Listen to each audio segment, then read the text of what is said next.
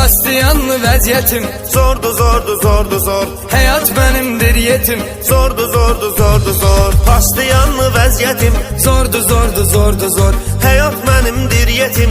Zordu zordu zordu zor Polnu içmişəm, xəyala dalmışam Lomka tutub başımı çaşıb qalmışam Mafiya klublarda şuluq salmışam Yedə düşüb söhbətim Zordu zordu zordu zor Yedə düşüb söhbətim Zordu zordu zordu zor İki təkərdə fırladıram Hyundai'ı.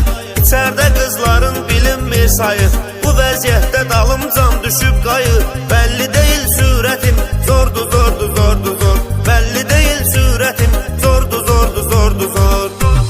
Pastiyanlı vəziyyətim Zordu zordu zordu zor Həyat mənimdir yetim Zordu zordu zordu zor Pastiyanlı vəziyyətim Zordu zordu zordu zor. Həyat mənimdir yetim. Zordu zordu zordu zor. Ekskluziv olarak Pervin Production təqdim edir.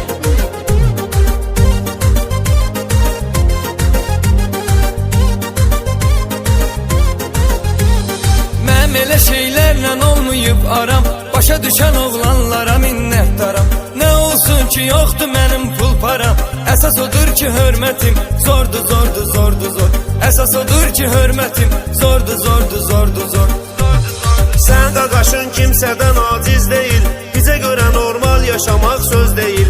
Ola bilər ki əməllərim düz deyil. Amma təmizdir niyyətim. Zordu zordu zordu zor. Amma təmizdir niyyətim. Zordu zordu zordu zor. Pastiyanlı vəziyyətim Zordu zordu zordu zor Həyat mənimdir yetim Zordu zordu zordu zor Pastiyanlı vəziyyətim Zordu zordu zordu zor. Həyat mənimdir yetim. Zordu zordu zordu zor.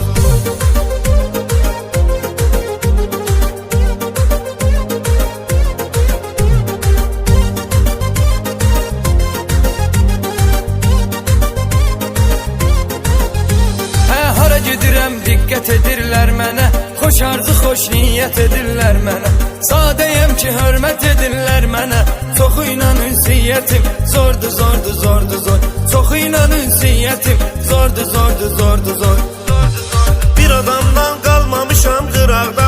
Məni görən qalır heyrətdə maraqda. Hər gecə bir yerdə kefdə damaqda.